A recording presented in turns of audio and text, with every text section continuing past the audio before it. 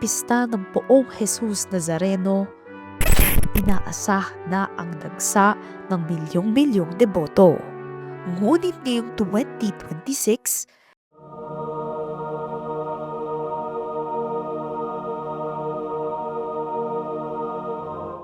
isang makasaysayang traslasyon ang nasaksihan ng publiko. Halos 31 oras bago na ibalik ang imahen ng Poong Jesus Nazareno sa simbahan ng Quiapo.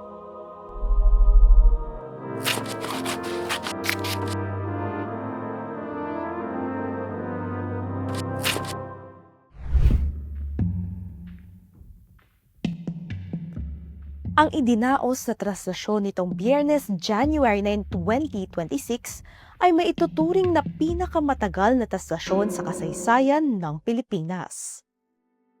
Pagpatak ng 3:59 ng umaga, nagsimula ng bagtasin ng andas ang 5.8 kilometrong ruta ng prosesyon na nagsimula sa Quirino Grandstand.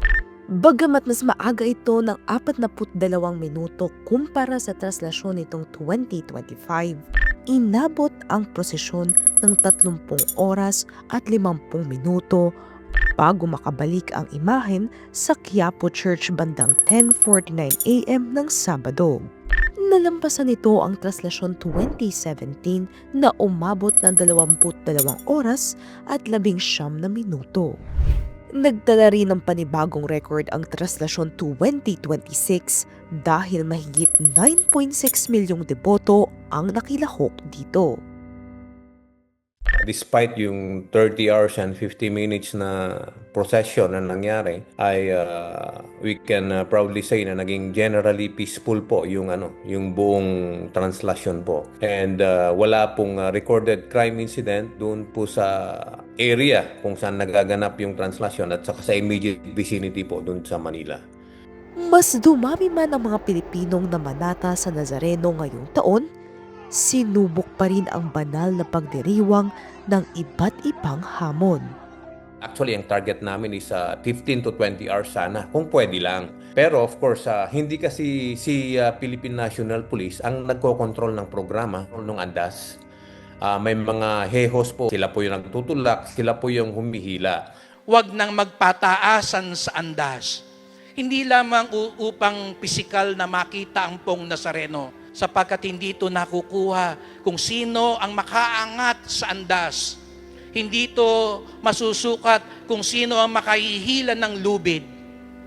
Ang tunay na deboto'y masusukat kung sino ang tunay na nakikinig kay Jesus Nazareno at natututo ding iangat ang kapwa gaya ng kanyang pagmamahal.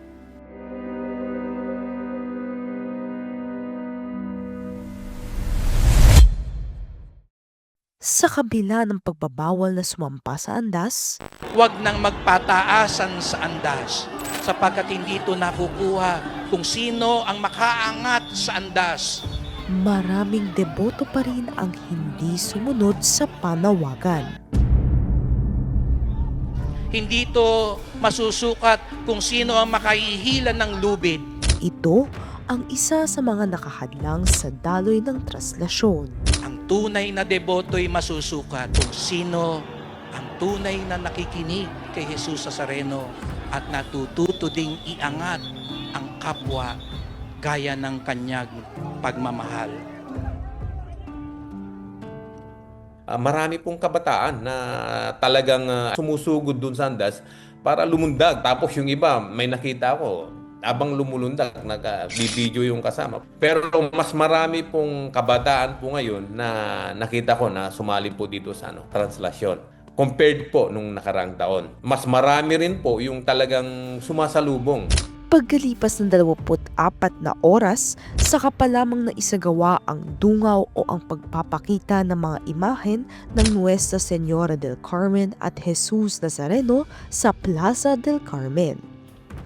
Sa puntong iyon, nagpasya ang pamunuan ng Quiapo Church na pansamantalang ilagak ang imahe ng Jesus Nazareno sa Basilica Minor at Parokya ng San Sebastian upang makapagpahinga ang mga volunteer at deboto. Kahit papano sa amin, napapagod din kami. Almost 3 days kasi yung deployment namin na dire-diretso. We were informed by the Department of Health na and all the medical professionals and volunteers medyo pagod na rin po. It's been 24 hours already. Garapan na rin po cope up physically. Ngunit dahil sa masidhing pagtutol ng mga deboto, nagpatuloy ang traslasyon alas 5 ng umaga. Sa hinaba-haba man ng prosesyon, tuluyang na ring nakabalik ang poong Jesus Nazareno sa simbahan ng Quiapo makalipas ang mahigit 5 oras. ¡Viva po Jesús Nazareno!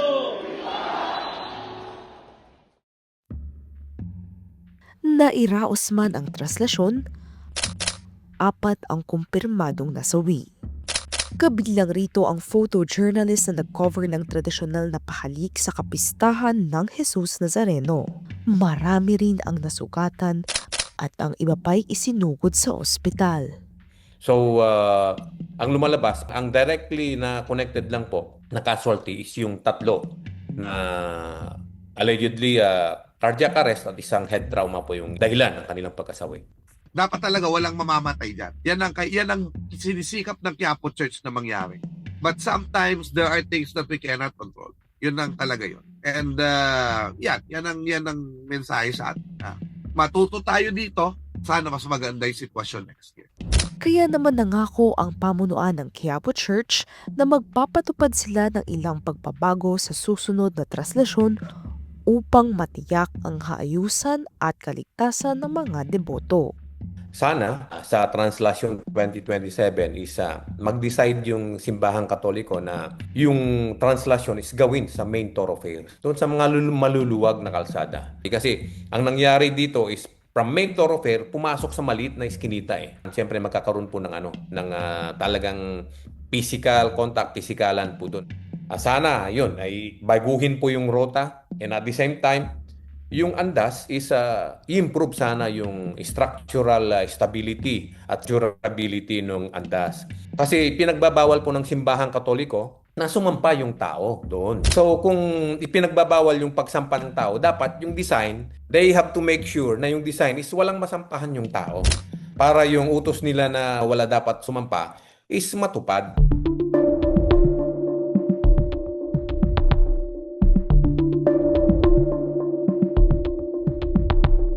Isang pagpapamalas ng penitensya at debosyon ang paglahok sa traslasyon. Kalimitang isinasagawa ng mga deboto ang prosesyon ng nakayapak. Sa kabila ng pag-inda nila sa matinding panahon, siksikan at pagod, bukal sa loob pa rin nilang ginagawa ang sakripisyong ito taon-taon. Ano nga ba ang kanilang motibasyon upang ipagpatuloy ang panatang sinumpaan? Ang tao ay naghahanap ng isang eksperyensya na higit pa sa mararamdaman ng isang tao. And I am talking about the experience of the divine. Pag nakita nila ang Nazareno at naroon ang mga tao sama-samang sumasamba sa nire-representa ng kahoy na iyon, alam nilang yung kahoy, hindi yun yung Diyos. Yun yung pakiramdam na hindi mo nararamdaman araw-araw. Yun yung pakiramdam na parang naabot mo ang mukha ng Diyos. At hindi natutumbasan ng pera ang pakiramdam na yan.